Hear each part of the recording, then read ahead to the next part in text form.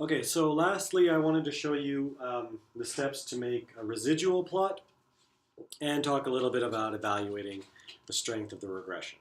Okay, so again, let's just talk about this column 1 and 2. You can do this to any such columns as stat, regression, regression, and I'm going to fit the regression model.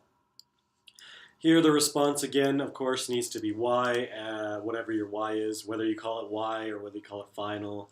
Actually, maybe let's, just for fun, let's do it on column 6 here. So here I'm trying to predict the final from the midterm. If I go to graphs and I select here residual versus fits, then I can get a residual plot. Okay, so let's try this out. Okay, so here's my residual plot. Of course, I still get, I still do get my my regression output here.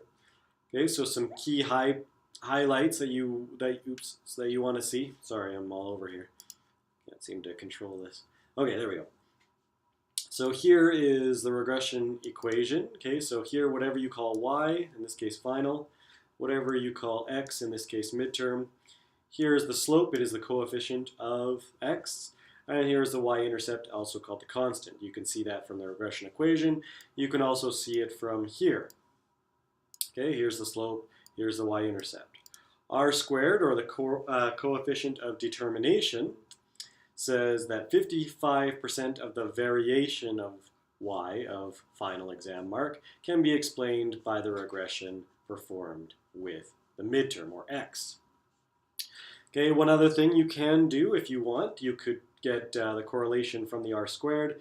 If this is r squared, then if we just take the square root of 55, or 0.55, then we will find the correlation. In this case, of course, the square root takes two signs, either positive or negative, and I know the correlation in this case is positive, since here you can see the slope is positive. Okay, so that's one way that we start to measure how good of a job our regression is doing. Another thing we discussed is looking at the residuals. What we want to see is definitely a random pattern.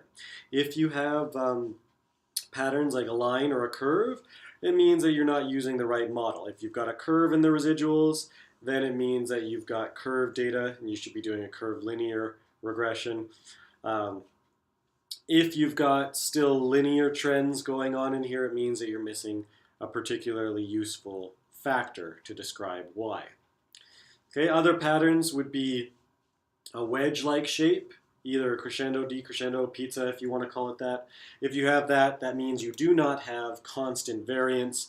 It means you do not have homoskedasticity, which is another word for constant variance or constant standard deviation. Okay, so what you want is a random pattern. Any sort of pattern in the residuals is a bad thing. Okay, so let's just do another regression to see if we can get a different pattern in our residuals. Here, let's say we're predicting the home run ratio off of the year and making sure we're still getting that residual plot. Okay, so here, again, you've got a relatively random residual plot. That's good. You could be a little bit concerned that you might be having a bit of a wedge here. But really the whole idea of wedge is placed all on this one residual. If you took this residual out, I don't know if you would really think it was still wedge-like. I think that there's a pretty good case that this is relatively random. And last, of course, I think I showed this to you already. You can perform a scatter plot here with the regression line. Let's say that the y is final, the x is midterm. Let's do another one. Let's say the y is home run ratio, the x is year. Let's say the y is y and the x is x. So here we get our three different scatter plots with regressions. Okay, so that's about all the steps in Minitab that I can show you. Okay, so good luck, study hard.